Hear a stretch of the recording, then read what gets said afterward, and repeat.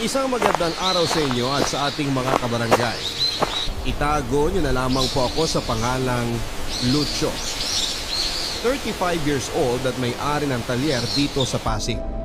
Tubong samar talaga ako, Papa Dudut. Kaso noong araw ay lumuwas ako ng Pamaynila para mamasukan sa talyer na pagmamay-ari ng kamag-anak ng tropa kong si Marco. Hanggang sa nakapagtayo din ako ng sarili kong negosyo. Nagsimula akong makinig ng programa ninyo nang makilala ko ang aking misis. Avid listener niyo po kasi siya. At hindi nagtagal ay naging tagahanga niyo na rin po ako. Paborito ko ang mga kwento ng pag-ibig na madalas ninyong itampo. Pero ang mas nakakapukaw ng atensyon ko ay yung mga storya ninyo tungkol sa mga magulang. Kaya naman nagbabakasakali akong sumulat din para ibahagi ang kwento namin ng nanay Nelia ko. Single mother ang nanay ko, Papa Dudut.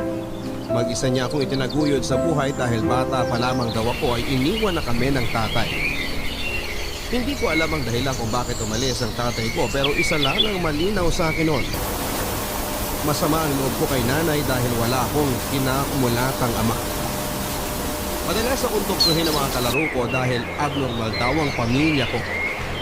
Dapat daw kasi ay merong tatay at nanay. Kahit na paulit-ulit kong tanungin si nanay kung nasaan si tatay ay palagi niyang sagot ay hindi niya alam. Dagdag pa niya, nandiyan naman siya para alagaan ako kaya hindi ko na raw kailangang magkaroon pa ng tatay.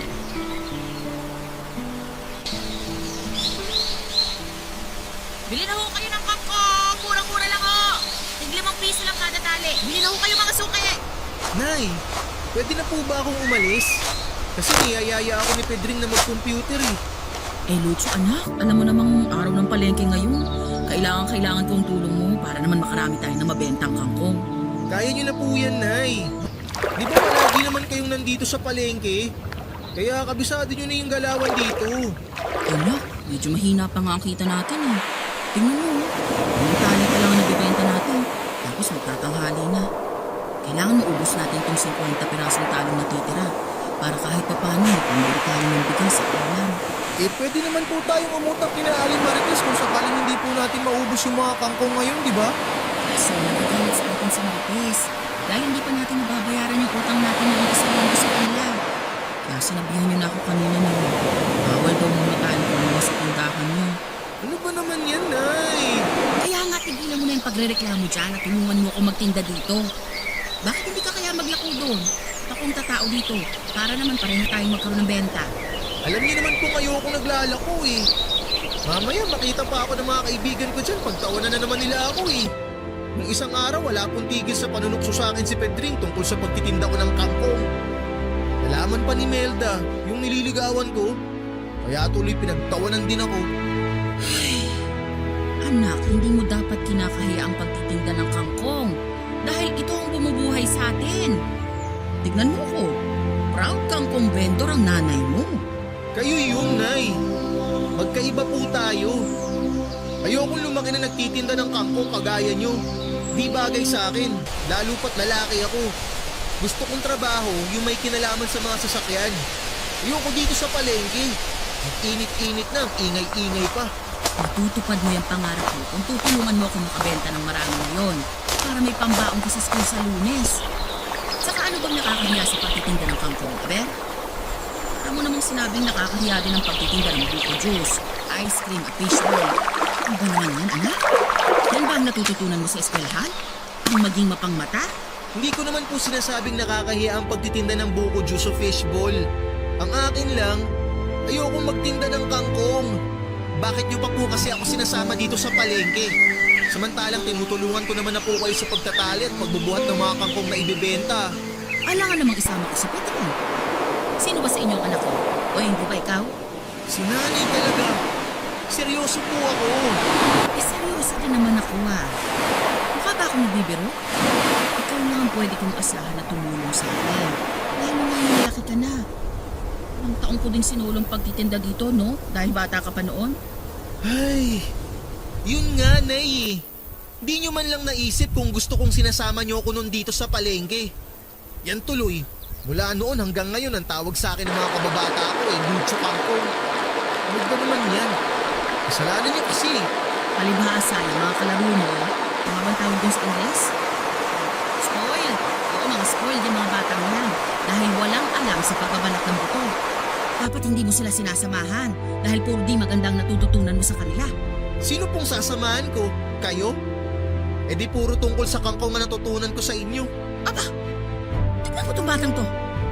Kailan mo pa natutunang bastusin ako, Lucho?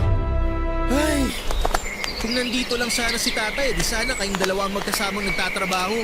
Imbis na ako ang sinasama niyo dito. Ilang beses ko ba dapat sabihin sa'yo na wala na ang tatay mo bago mo maintindihan, ha? Iniwan na niya tayo. Hindi na siya babalik. Kasalanan niyo kasi kung bakit tayo iniwan ni tatay, Nay. Lucho, ano ba? Sobra ka na, ha? Paano naging kasalanan ko bakit tayo iniwan ng magaling mo ama? Eh siya tong tumakas sa responsibilidad niya sa'yo. Sabi sa akin ng nanay ni Pedring, madalas mo daw awayin noon si tatay. Kaya siguro na rin di siya sa kakatalak niyo. Kaya kayo naghiwalay. Sana napunta na lang ako dun kay tatay. Ayokong maiwan sa inyo. Wala kang alam sa nangyari sa amin ng tatay mo. Kaya wala kang karapatang sabihin sa akin na kasalanan ko kung bakit kami naghiwalay. At ano kami gusto mo? Sana napunta ka na lang sa tatay mo. Nakakutang mo ang bata ko. Matapos ang lahat ng pagbabanat ng butong ginawa ko noon para mabuhay ka, pagsasalitaan mo lang ako ng ganyan. Kung ayaw mo kung samahan mo tinda dito, sige, umalis ka na. Mag-computer ka ron. Kesa namang susumbat-sumbatan mo lang ako at sasagutin mo ako dito. Mabuti pa, ubusin ko na lang ang laway ko sa pagtitinda. Ang hirong bata to ha. Yung mga laking suwail.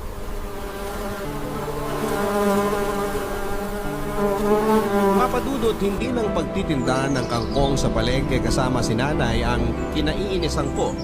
Dahil ultimo gawaing bahay gaya ng pagsasaing, paghuhugas ng pinggan at paglalaba ay kinakatamaran kong gawin. Bakit kamo? Dahil gawaing pambabae yon. Hindi dapat gumagawa ng ganong uri ng trabaho ang tulad kong lalaki, kaya naman madalas din akong sermonan ni nanay tungkol sa pagiging tamad ko. Pero lahat ng sinasabi niya ay pumapasok lang sa isang tenga ko at lumalabas naman sa kabila. Nang tumungtong ako ng kolehiyo, mas naging mabarkada ako. Mas madalas akong tumambay sa kung saan-saan kasama ang tropa ko pagkatapos ng klase namin. Kaysa umuwi ng maaga sa bahay para mag-asikaso o puntahan sa palengke si nanay para tulungan siyang magtinda ng kangkong. Oo, papadudot. Kinakahiya ko ang trabaho ng aking ina. Palibhasa ay hindi yun may pagmamalaki tulad ng trabaho ng magulang ng mga kaklase kong isang piloto, nurse, teacher o negosyante. At alam din naman ni nanay yun, kaya hindi na rin niya ako pinipilit na samahan siya sa pagtitinda.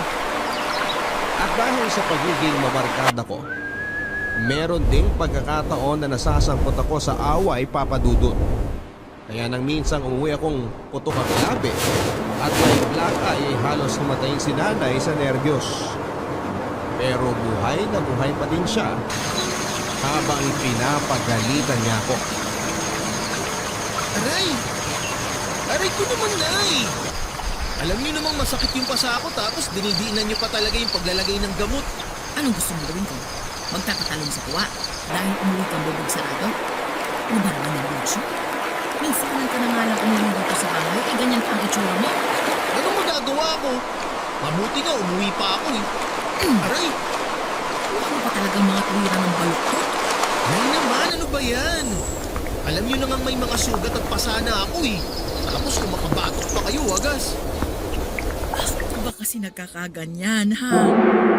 Sinong gumawa niyan sa'yo? Nakipagsuntukan ako sa kaklase ko. Tapos pinagtulungan nila ako ng tropa niya. Mga buwisit, mga duwag. Kailangan may kakampi. Kung nag-one-on-one lang sana kami, siguradong nguso niya ang putok at hindi sa akin. Ano? Bakit mo yung ginawa, ha? Nakakapikon kasi sila na eh. Nung isang linggo pa nila ako inaasar na kesyo amoy palengke daw ako. Batang kangkong, anak ng tindera.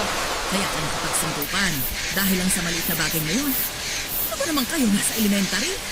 Kolehiyo na kayo, hindi na kayo mga bata, Lucho. Eh ano ho bang magagawa ko kung totoo naman kasi ang mga sinasabi nila?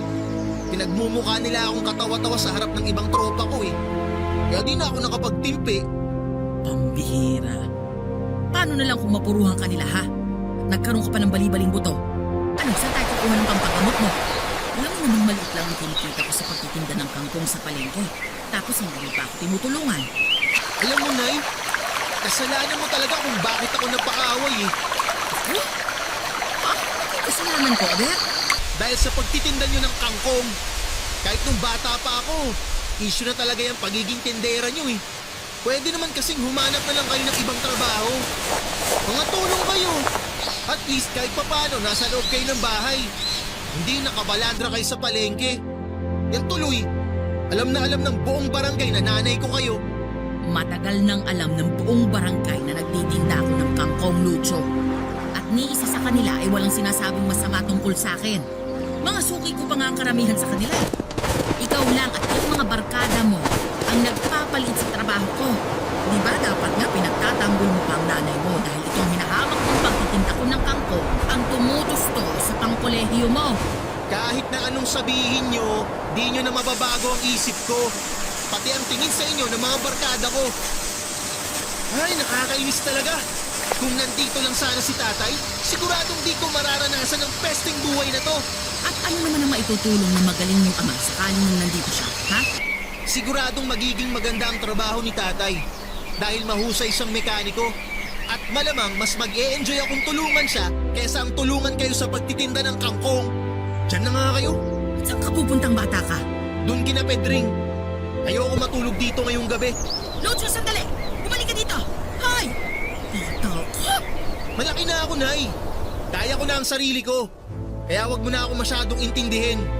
Mabuti pa, bumalik na lang kayo dun sa palengke at magtinda kayo ng kangkong. Dahil kailangan ko ng pera pambili ng project natin sa school bukas. Bahala na kayo dyan. Lucho! Hoy, Lucho! Tat na bata to, ha? Lucho!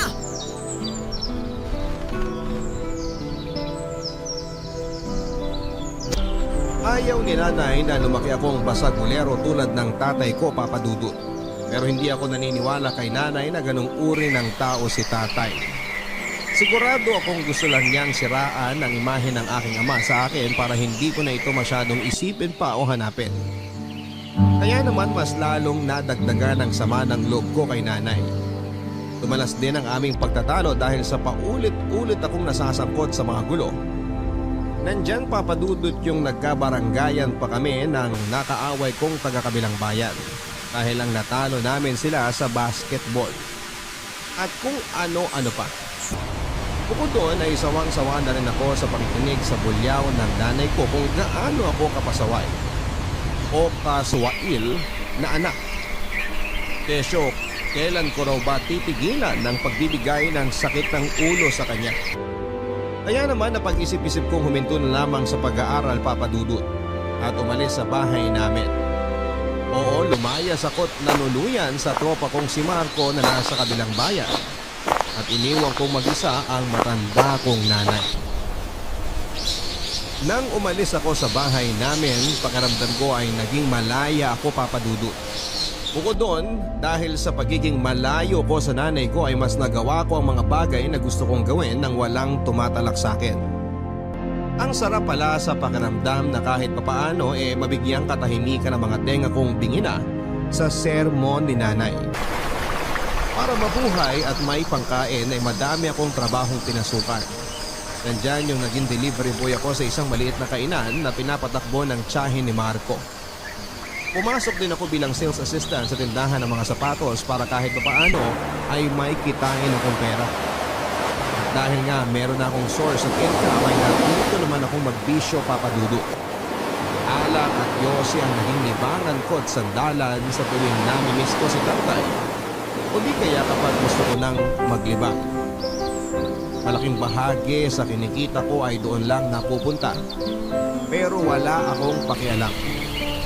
Mas may silbi pa ang mga yon kesa sa nanay ko.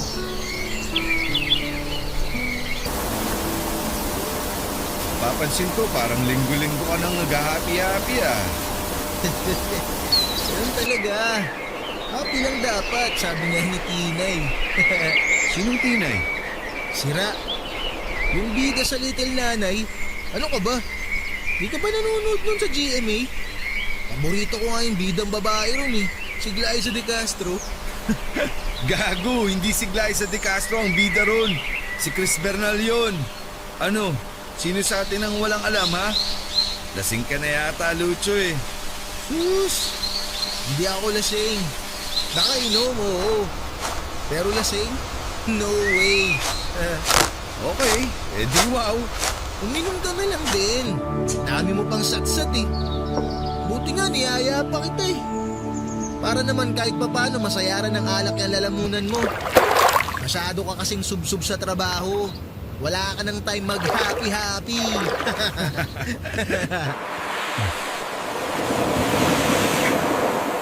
Bakit? Ano bang meron?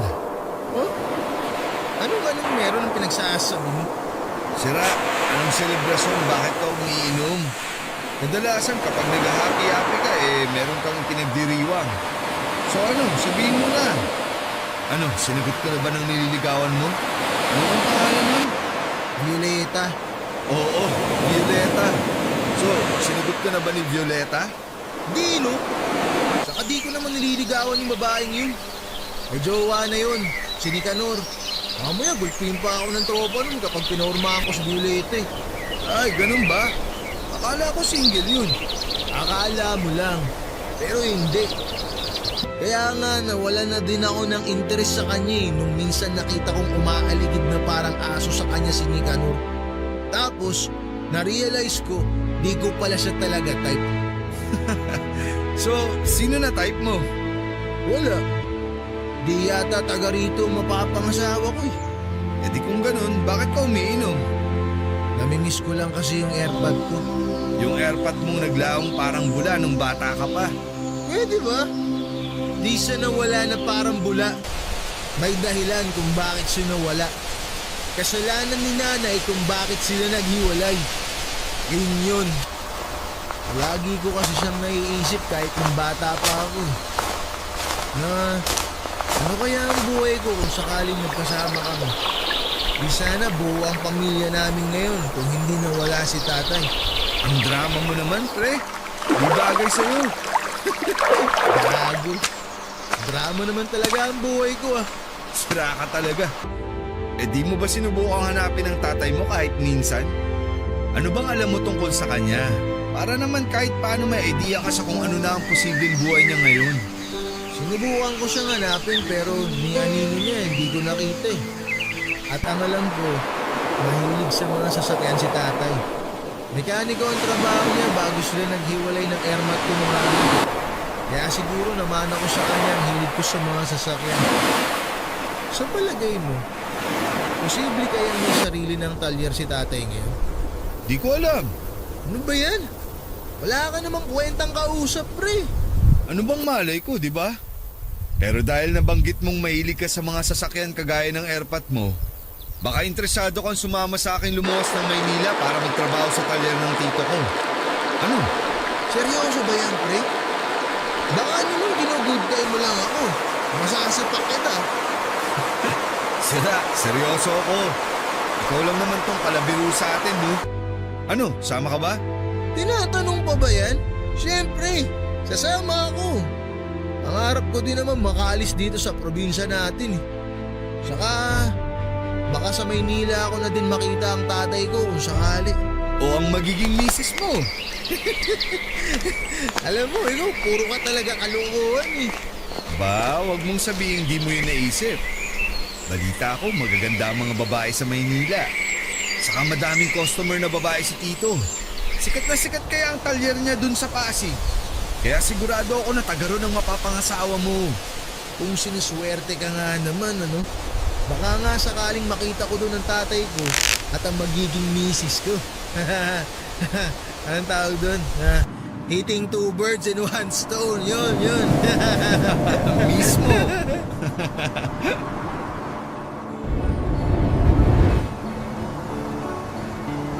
Nang alokin ako ni Marco na lumuwas pa Maynila para magtrabaho sa talyer ng kanyang tito ay hindi na ako nagpatumpik-tumpik pa papadudot. Pagkakataon ko na rin kasi para makatapak sa ibang lugar dahil sawang-sawa na ako sa probinsya namin. Kung akala ko nga ay sa summer din ako mamamatay. Mabuti na lamang dahil merong opportunity na dumating. Bukod doon, pagkakataon ko na para mahanap ang tatay ko sa Maynila. Dahil sigurado ako na matatagpuan ko siya roon. Nang sumunod na linggo ay natuloy na nga ang pag-alis namin ni Marco papunta sa Pasig, Papadudut.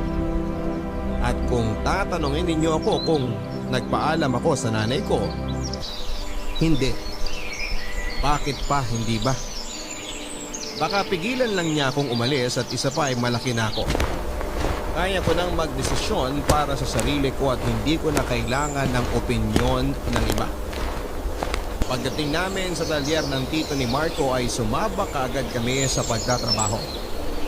Malapit sa mga condominium building at opisina ang kinakaroonan ng talyer kaya naman tama si Marco nang sabihin niyang magagandang babae ang karaniwang kliyente namin. At tama din ang kaibigan ko dahil pagkalipas lamang ng 2 buwan ay nakilala ko si Gigi.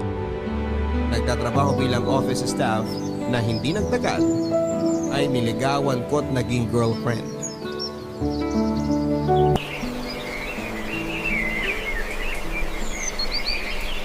Babe, second date na natin pero di pa rin kita nadadala sa mamahaling restaurant. Sorry Walang kasi kinaya ng budget ko eh. Ano ka ba naman? Okay lang yun. Saka di naman ako maselan. Paborito ko kaya ang pagkain nila dito kasi sa mga social na restaurant, no? Alam mo, sa totoo lang, naisip ko kasi na baka mas gusto mo doon kumain kaya talagang pinag-ipunan ko tong second date natin. Kaya lang, nanungin na kasi si Aling Berry doon sa utang ko sa tindahan niya eh, kaya nada pa yung date natin doon. Babe, wala naman akong sinasabi na di ako komportable sa lugar nito, kaya relax ka lang. Eh, malaki naman ang kinikita mo sa talyer, di ba? Tapos di ka naman masyadong magastos, kaya bakit nagkakautang ka pa kay Aling Deli? Ano kasi, yung perang sinuweldo ko, gastos ko nung sa inuman namin ni Marco. Babe, lahat ng sweldo mo? Di nga. Oo, birthday kasi ng isang kaibigan namin, kaya bilang regalo, sinagot ko yung kalahati ng ininom namin. Yan yata yung isang beses na di kita makontak tapos akala ko kung napaano ka na. Nakikipag-inuman ka lang pala. Sorry na, babe. Di ko na kasi namalaya ng oras nun eh, tsaka na-deadbat pa yung cellphone ko. Sige, patatawarin kita this time. Pero pag inulit mo pa yun, naku, magagalit na talaga ako sa'yo, ah. Oo, babe, Pexman. Di na mauulit yun. Ang alin yon?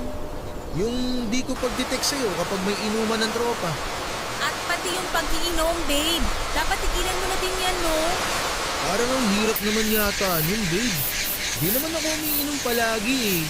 Minsan lang kapag may happy-happy. Kaya bakit ko naman kailangan tigilan? Ito naman? Minsan lang ba talaga? Oo, no, promise, minsan lang. Saka wag mo na masyadong isipin yun. Bata pa ako. Ayos na ayos pa ang bahay ala ko. Ewan ko sa'yo, babe. Basta ako, nagpapaalala lang. Liver cancer kaya ang kinamatay ng tatay ko dahil ayun, inom to the max ang peg. Di nagpaawat. Kumuha tuloy ng maaga.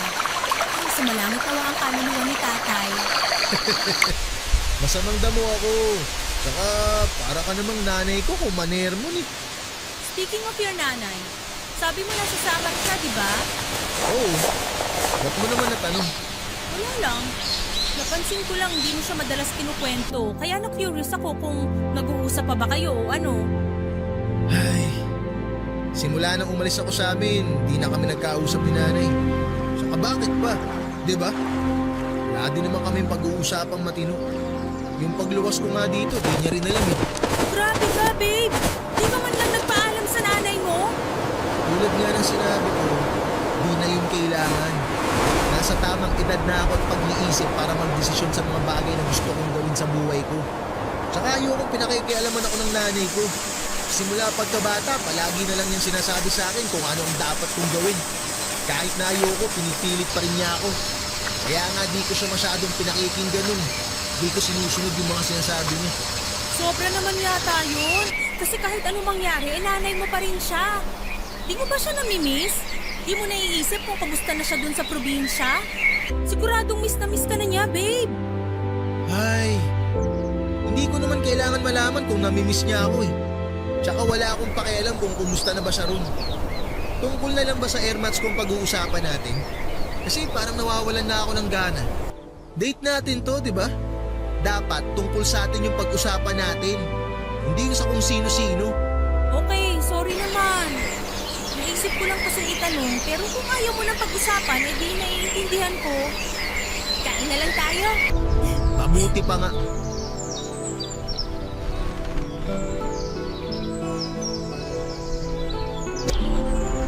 Papadudot ni respeto ni Gigi ang kahilingan kong wag nang pag-usapan ang tungkol sa nanay ko. Sa katunayan, yun ang huling beses na binanggit niya si nanay kaya naman masayang masaya ako. Ayoko na kasing magkaroon ng koneksyon sa nanay ko dahil meron na akong bagong buhay. Bagong buhay na hindi siya kasama. Pagkalipas ng 1 taon ay nabuntis ko si Gigi kaya naman naisip naming mag-live-in. Nagrenta kami ng isang studio type apartment malapit sa pinapasukang opisina ni Gigi at pinagtatrabahuhan kong talyer. Nangako ako sa nanay ni Gigi na aalagaan ko ang anak niya. Kaya naman nagpursige ako sa pagtatrabaho. Bukod doon ay nagsimula na rin kami mag-ipon para sa pagdating ng aming anak. At pagkalipas ng 9 na buwan ay laking tuwa naman namin ni Gigi dahil sa wakas ay naging ganap na kaming mga magulang. Pero pagkaraan lamang ng 2 buwan ay muling nagbuntis si Gigi Papadudut. Kung doble na ang pagsisikap naming mag-asawa sa pagtatrabaho noon ay mas naging triple pa matapos niyang ipanganak ang aming second baby. At mas naging mahirap ang buhay namin lalo na nang maaksidente at mamatay ang tito ni Marco. Dahilan para malugi at magsara ang talyer na pagmamay-ari nito na nagkataon namang pinagtatrabahuhan naming magtropa. At dahil nga sa nangyari, kung dati ay meron kaming binabayarang kasambahay para mag-alaga sa mga anak namin nang nawalan na nga ako ng trabaho ako nang umako sa pag-aalaga sa mga bata habang pumapasok sa opisina si Gigi. Noong unang buwan ay nag-i-enjoy pa ako sa pagiging house husband. Pero habang tumatagal ay nagsimula na akong mainip Papadudut. Hindi na rin kasi ako nakakalabas kasama ang mga tropa namin ni Marco at madalas na rin nila akong asarin dahil sa pagiging tao ng bahay ko. Na malimit kong kainisan dahil na-realize ko na dapat ay si Gigi ang nag-aalaga sa mga anak namin. Kasi siya nga ang babae. Pero nauwi labang sa pagkatalo namin mag-asawang tungkol sa kung sino ang dapat na maiwan sa bahay para bantayan ang mga anak namin. At dahil nga nagtitipid kami kaya naisip ni Gigi na ipaalaga sa nanay niyang may sakit ang mga anak namin. Bagay na tinutulan ko kaya napilitan akong isuggest na sa halip na ang nanay Nelia ko na lang ang paluwasin para mag-alaga sa mga anak namin. Nalaman ko din kasi na matagal na niya pala akong hinahanap at kinokontak. Kaya naman naisip ko na ito ang tamang pagkakataon para naman magpaka-nanay ulit siya sa akin. Hindi nagtagal ay lumuwas na pa Maynila ang nanay Nelia at agad na nanatili sa maliit naming apartment. Bakas na sa mukha niya ang katandaan at payat na rin ang kanyang pangangatawan. Pero kahit paano ay malakas pa rin siya kaya naman nang alupin ko siyang alagaan ng aming mga anak. Kapalit ng pagsasama-sama naming buong pamilya sa iisang bubong ay hindi na rin siya tumutulpa. Anya, pagkakataon na rin daw niyang makabawi sa mahabang panahon ng daan na hindi niya ako nakasama pati na ang aking mga anak. Ako naman ay nagsimula na ulit maghanap ng bagong trabaho. Dahil pagkatrabaho lang sa talyer ang alam kong gawin kaya mas nahirapan akong makahanap ng mapapasukan. Palibhasa, iba rin kasi ang kultura sa Maynila kesa sa probinsya. Kung hindi ka marunong makipagkompetensya o dumiskarte, sigurado mapag-iiwanan ka. Kaya kahit extra sa construction ay piatos ko na para lamang may mapagkakitaan Papadudut. Pero sa kabila ng lahat, mas naging mabagal ang pasok ng pera sa amin. At dahil mas lumalaki na ang mga bata kaya mas nadagdagan na rin ang gastusin namin sa bahay. Kahit na anong pagtitipid at pagbabudget ang gawin naming mag-asawa, ay meron pa rin pagkakataong kinakapos kami. At dahil sa mga isipin at problemang yon, kaya bumalik na naman ako sa dati kong bisyo, ang pag-inom ng alak.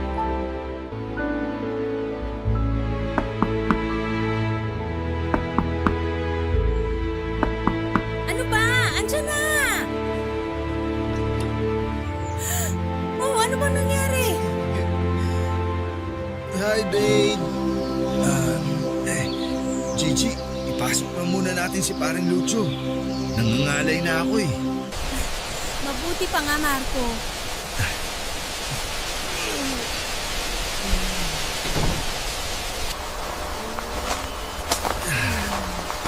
Babe, umayos ka na. Ano bang nangyari sa kumpare mo, ha? Saka bakit siya lasing na lasing? Ano kasi, nagyaya kasi siya mag-inuman kami pagkatapos ng trabaho namin sa construction. Kaso, medyo na parami yung nainom niya, kaya ayan. Anong ayan? Alam mo namang ganyan ang nangyayari kay Lucho kapag nasisobrahan sa inom, di ba? Saka bakit pa kasi kayo nag-iinuman pa? Yung pinambili niyo ng alak, saan galing? Pinag-ambagan namin. Pero mas malaki ang nilabas ni Lucho kasi gusto niya raw manlibre. Aba, ang husay! At nakuha niyo pa talagang gumastos para lang sa bisyo niyo? Ano ba naman yan, Marco? Sobra ka naman magalit, Gigi. Saka minsan lang naman kami mag-happy-happy eh. Huwag ka nang manggalaite dyan. Anong minsan? Nung nakaraang linggo nag-inuman kayo, di ba? Tapos nung isang araw din? At ngayon? Sabihin mo kung gaano kadalas yung minsan na pinagsasasabi mo. Si paring Lucho naman kasi ang nagyaya kanina. Sabi niya, kailangan daw niyang mag-chillax kasi masyado na raw siyang maraming iniisip. Gaya ng mga gastusin dito sa bahay niyo, sa mga bata, pagkain niyo.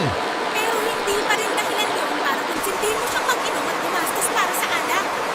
Hindi at ang buhay naman to, oh!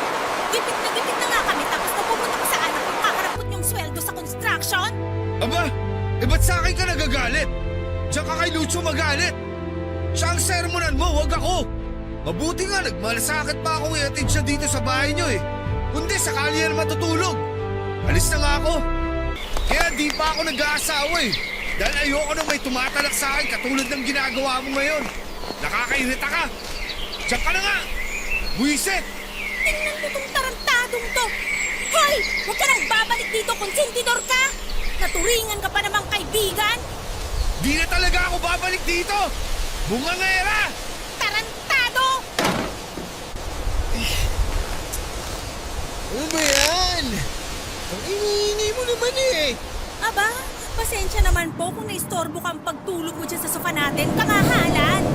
Ano bang pinagsasabi mo? Ba't ba ang ingay mo? Ha? Nakakarindi ka na eh. Naririndi ka? Bakit? Sa palagay mo ba natutuwa ako dahil sa pinaggagawa mong animal ka? Alam mo naman kamustahin sa pera na kuha mo pang mag-inom? At nilibre mo ba ng alak mga barkada mo? Aba, ang yaman mo naman pala, Lucho. Mensyonado lang. Pwede ba, Gigi? Nakakarindi ka ng lintik ka eh. Ano naman kung nilibre ko sila? Ha? Ano bang pake mo? Pera ko naman yung ginastos ko ah. Pera ko, hindi sa'yo, hindi kung kanino. Sa akin. Kaya anong may pinuputok ng butsi mo dyan? Ha? Alam mo ka mo? Nalusaw na ba talaga ng alak pati ang makitid mong utak, ha? Tinatanong mo ba talaga ako kung ba't ako nagkakaganito? Pwes, ipapaliwanag ko sa yung bobo ka.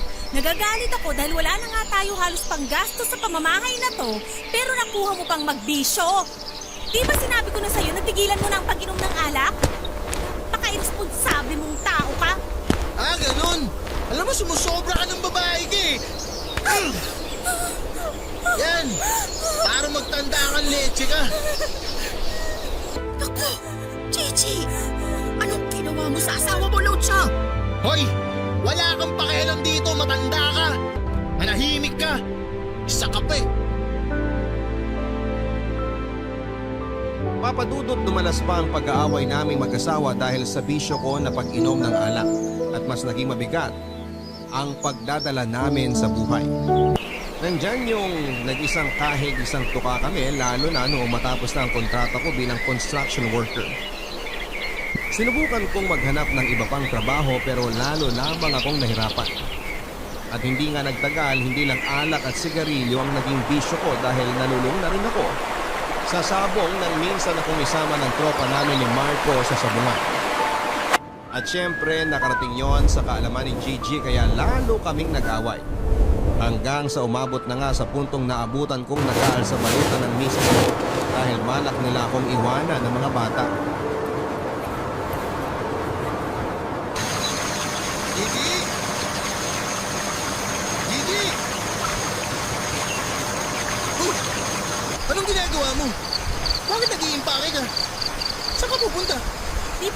Tapos, plano na namin iwan ka ng mga anak mo dahil wala ka namang ginagawang katino.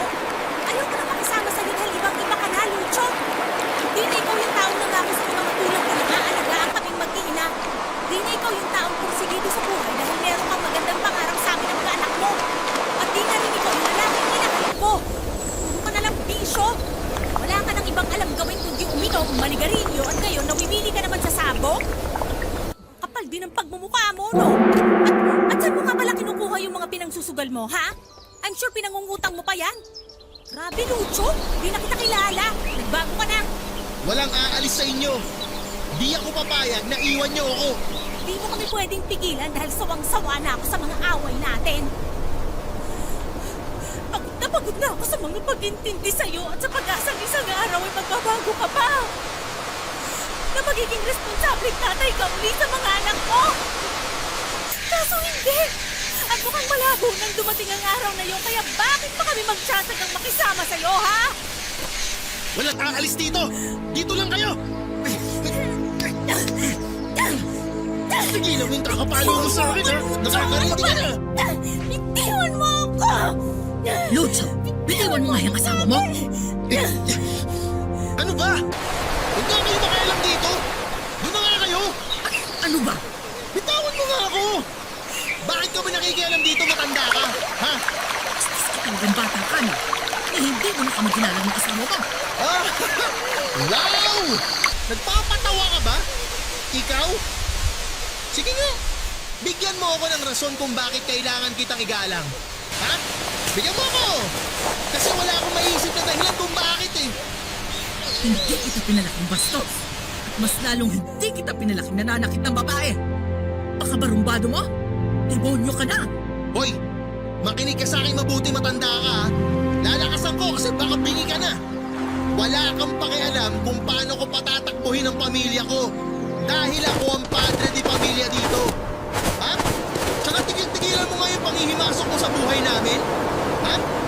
Dahil wala kang karapatan. Mabuti nga kinuha pa kita rin sa probinsya para alagaan yung mga apo mo eh.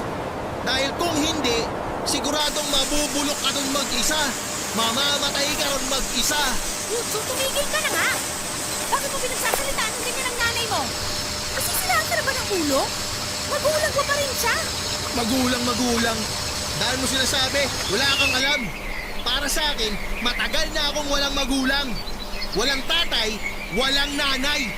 Tsaka kung tutuusin, kasalanan naman ng matandang yan kung bakit buong buhay ko, pakiramdam ko, ulila ako eh. Hoy, ikaw, matanda. Makinig ka. Ikaw ang may kagagawan kung bakit ni minsan di ko naranasang magkaroon ng ama. Ha? Dahil sa'yo, kaya kahit kailan, di naging buo ang pamilya natin.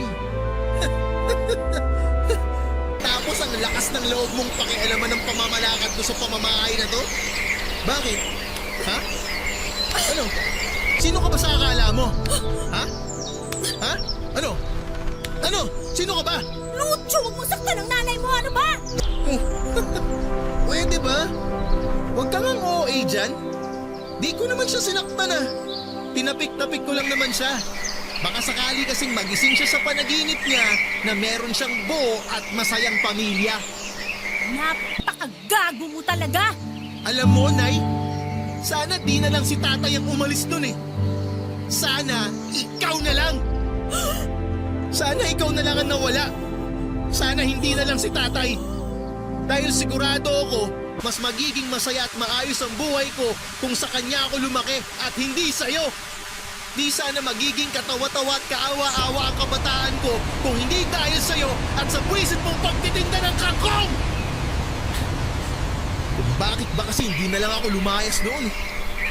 Buwisit talagang buhay ko. Ay! Nay! Ayos lang ako, Gigi. Medyo sumakit lang ang dibdib ko, pero ayos lang ako. Huwag mo akong masyadong alalahanin. Sigurado po ba kayo, Nay? Tingnan yung ginawa mo sa nanay mo! Huwag ka nga nagpapaloko sa matandang yan. Diyan ka magaling, Nay. Sa pag-arte. Sana pala nag-artista ka noon. Hindi ka nagbenta ng kangkong. Pwede ba tumahimik ka na?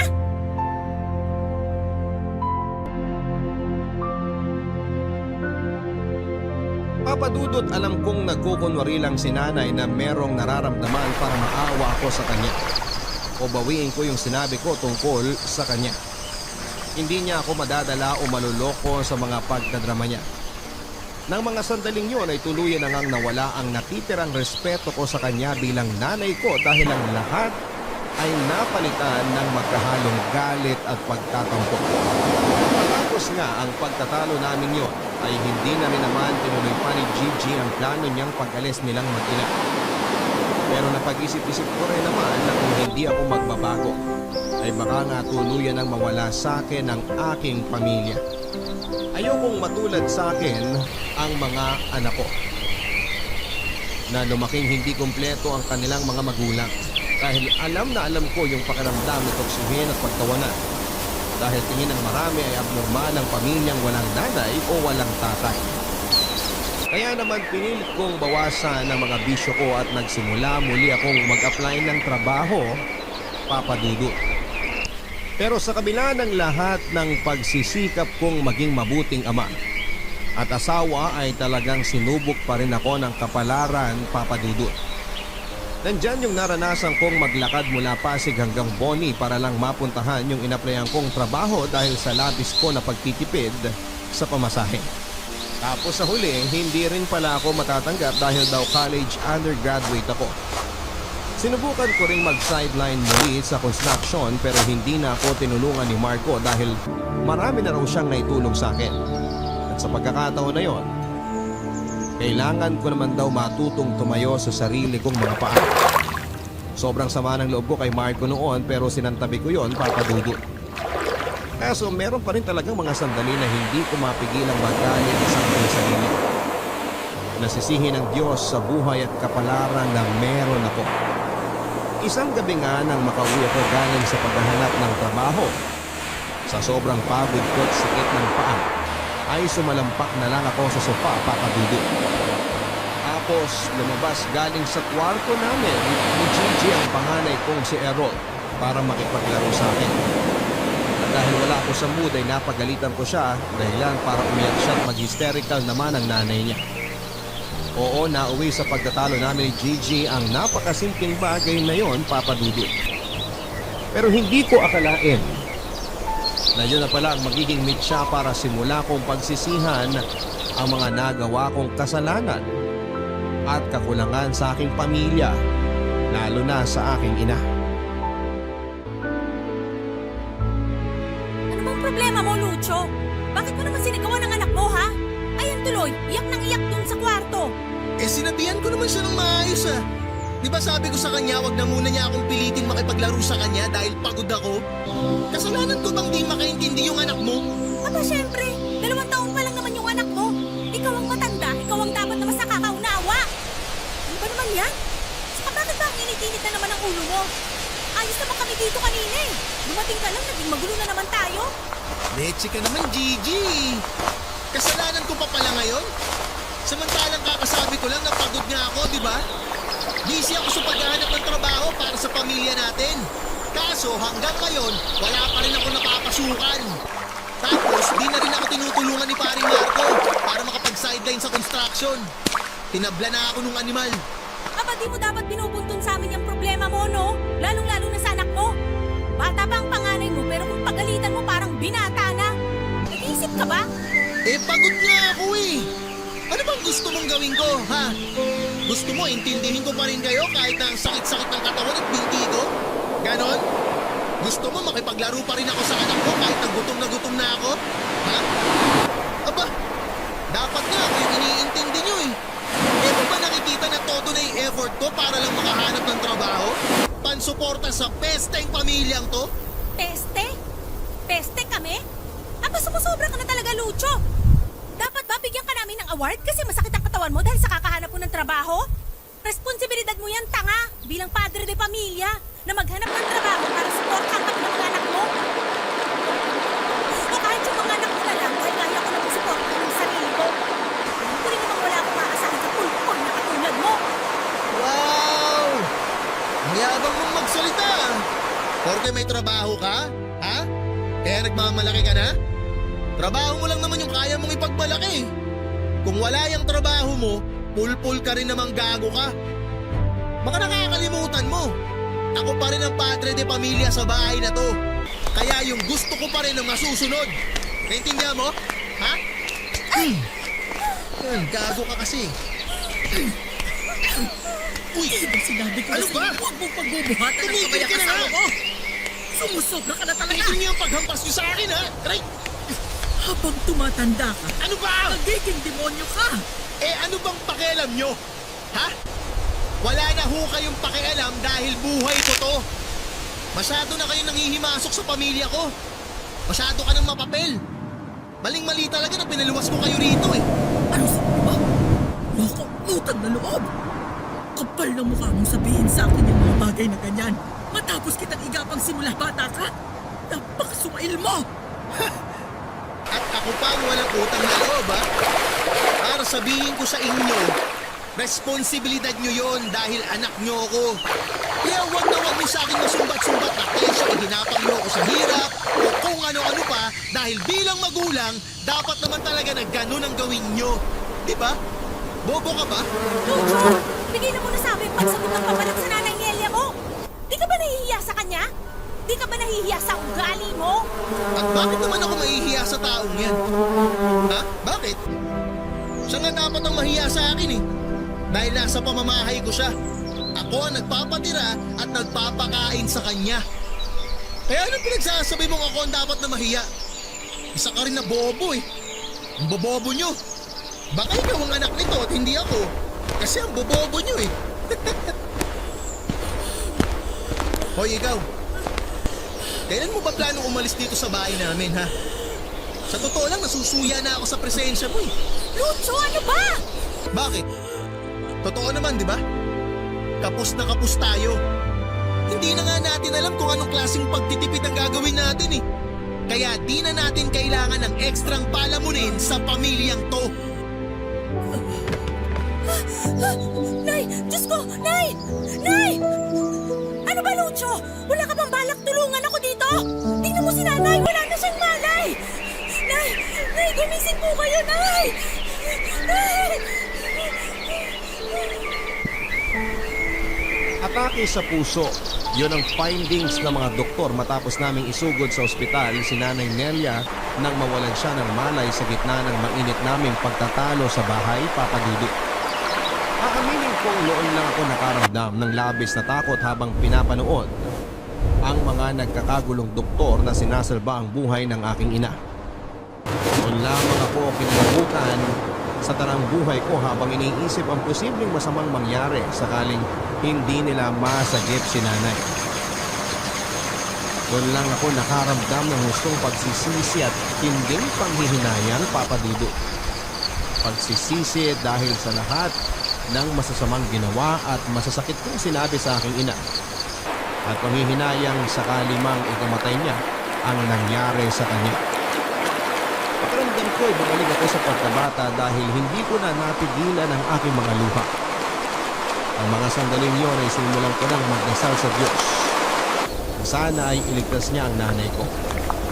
Na sana ay wag muna niyang kukunin ang aking ina hanggang hindi pa ako nakakahingi ng tawad sa kanya. At nakakabawi dahil sa lahat ng mga maling nagawa ko. At tunay na mabuti pa rin ang Diyos dahil narinig niyang panalangin ko, Papa Dudu.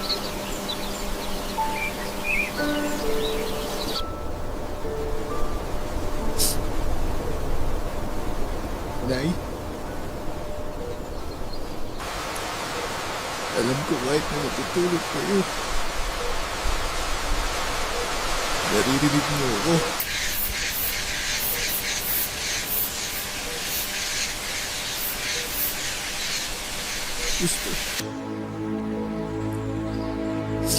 Gusto ko lang pong humingi ng tawad dahil sa mga kasalanan ko sa inyo.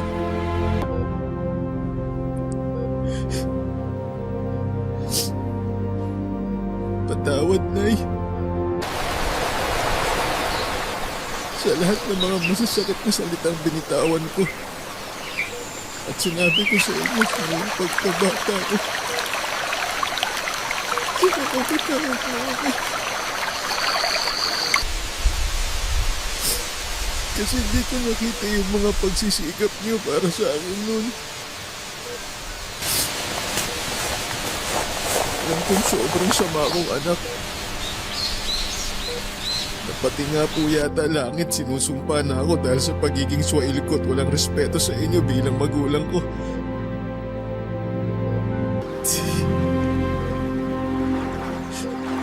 Sana mapatawad mo ako, Nay.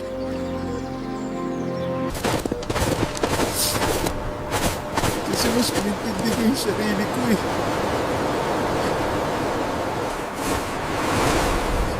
Naging makasarili ako.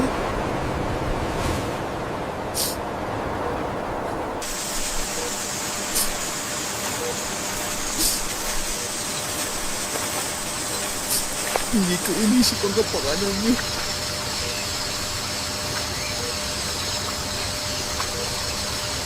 Patawad, Nay. Kasi ginusto ko na sana kayo na lang ang nawala at hindi si tatay. Pero ngayon nandito kayo sa ospital. At nakahiga sa kamang to. Ang totoo po niyan. Nakakaramdam talaga ako ng matinding lungkot, Nay.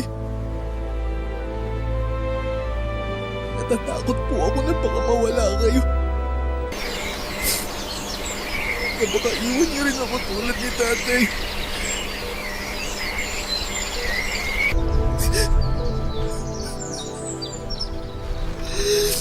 Patawarin niyo po ako, Nay.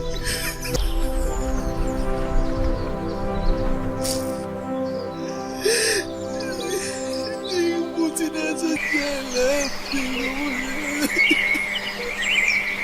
Ay, sorry po. Sorry po. Lucho, Nay? Lucho anak ko. Nay, nagising ko po ba kayo? Pasensya na po kung nakaistorbo ko sa pagpapahinga ninyo. Gusto ko lang po talaga kayong makita. Ayos na ako na. Medyo mahina pa rin ang katawan ko pero ayos na ako. Huwag kang mag-alala. At saka... Narinig ko ang lahat ng sinabi mo sa akin kanina. Sa totoo lang, tuwang-tuwa ang nanay dahil na-miss ko talaga yung Lucho na malambing.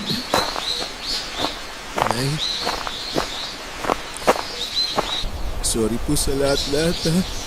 Ano ka ba? Napatawad na kita. At saka, hindi naman kita kayang tiisin. Matanda na ako, anak. Para magtanim pa ng sama ng loob sa'yo. Ang gusto ko lang ay magkapatawaran tayo. Magkasundo. Dahil alam kong konti na lang ang oras ko sa mundo. Gusto ko ng magandang alaala bago nun lang ako balian ng buhay, anak. Nay, wag. Huwag niyo pong sabihin yan. Di pa kayo mamamatay. Dahil di pa ako nakakabawi sa lahat-lahat ng di magandang nagawa ko sa inyo noon. Hindi pa kayo pwedeng mamatay dahil susubaybayan niyo pa yung paglaki ng mga apo niyo. Mahaba pa po ang buhay niyo, Nay. Hindi pa kayo mawawala. Hindi. Kaya po hindi niyo na kailangan sabihin ang tungkol sa mga ganyang bagay, Nay. Anak, ano't ano man ang mangyari, gusto ko lang malaman kung gaano kita kamahal. Mahal na mahal kita, Lucho. Dahil ikaw lang ang nag-iisang anak ko. Mahal na mahal din kita, Nay.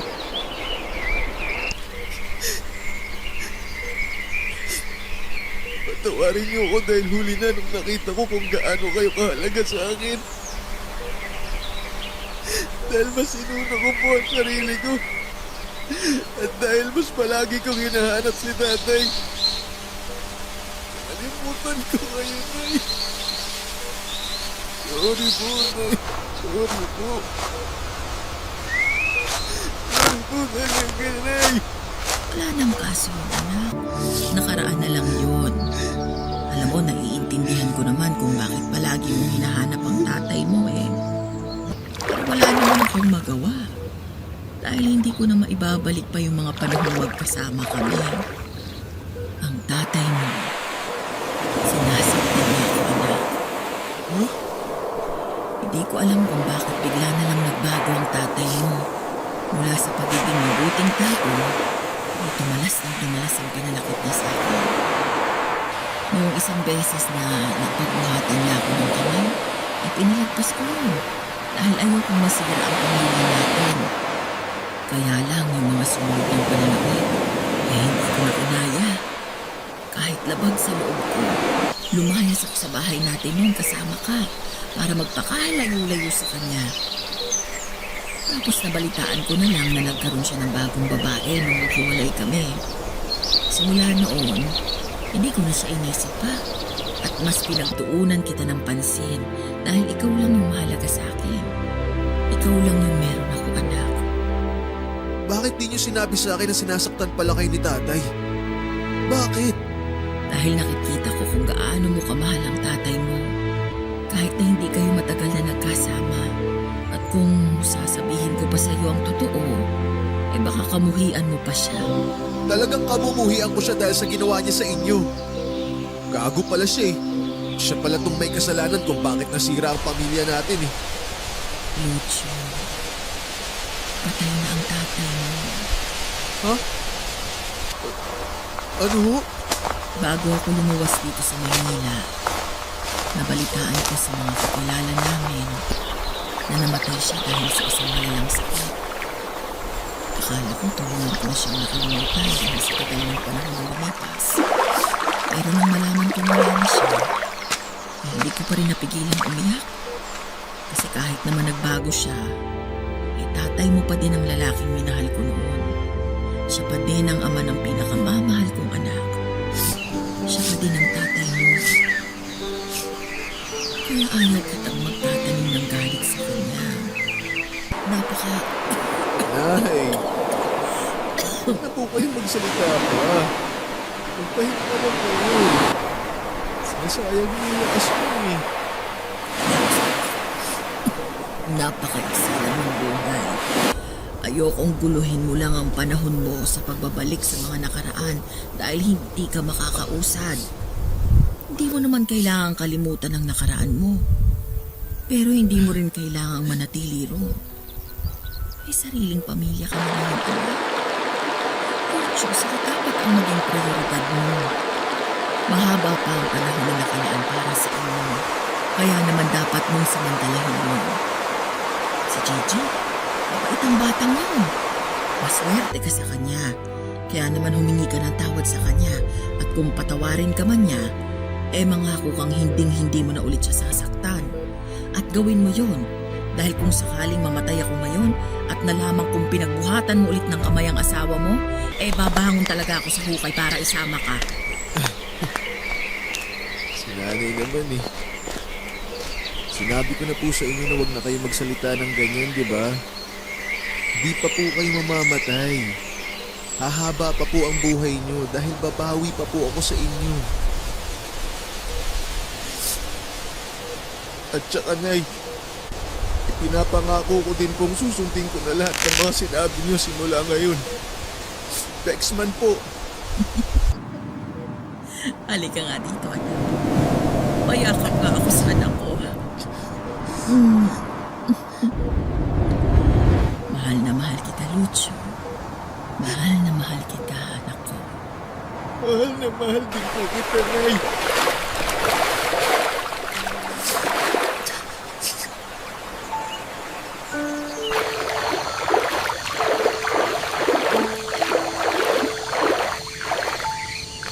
Namatay si Nanay Nelia pagkalipas ng 2 buwan, Papa Dudut. Oo, inatake muli siya sa puso at sa pagkakataong yun ay hindi na siya nakaligtas pa. Parang gumuho ang mundo ko nang biglang kunin sa akin ng nanay ko. At kahit na anong pigil ko sa mga luha ko, kusa pa rin siyang tumutulo. Labis din ang pagsisisi ko dahil napakaiksi ng panahong ibinigay sa amin ng Diyos. para makabawi ako sa lahat-lahat ng kasalanan at pagkukulang ko sa kanya. Pero kahit na ganoon ay nagpapasalamat pa rin ako dahil hinayaan pa rin ako ng Diyos na makapiling ang aking nanay. Matapos ang libing ni nanay ay nangako ako sa harap ng puntod niya na magiging mabuti akong asawa at ama sa aking mga anak. Pinatawad na rin ako ni Gigi sa nagawa ko sa kanya noon. Kaya naman mas nagdoble sikap pa ako para mapakatawanan ang pangako kong aalagaan at susuportahan ang aking pamilya.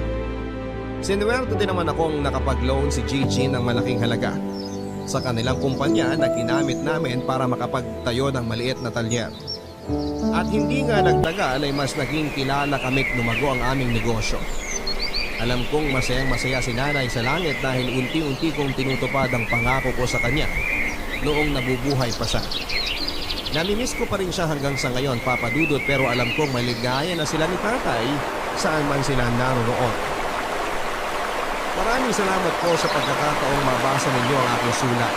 Malaking bagay din sa akin na maibahagi sa ating mga kabarangay ang kwento ng aking buhay. Ang inyong forever kapuso ang kabarangay, Lucho.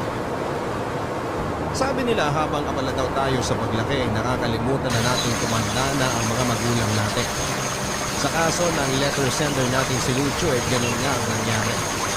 Kaya naman ramdam ko ang pagsisisi mo dahil hindi mo nakapiling ng mas matagal ang nanay Nelia mo.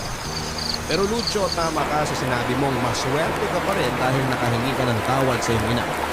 At kahit na maiksi yung panahon na ibinigay sa inyo, nakasama mo pa rin siya. Alam ko namin, ang mga kabarangay, na proud sa iyo ngayon ang nanay Nelia mo. Ipagpatuloy mo lang ang pagiging responsableng asawa at ama, siguradong hindi na babangon sa hukay ang nanay mo para sermonan ka.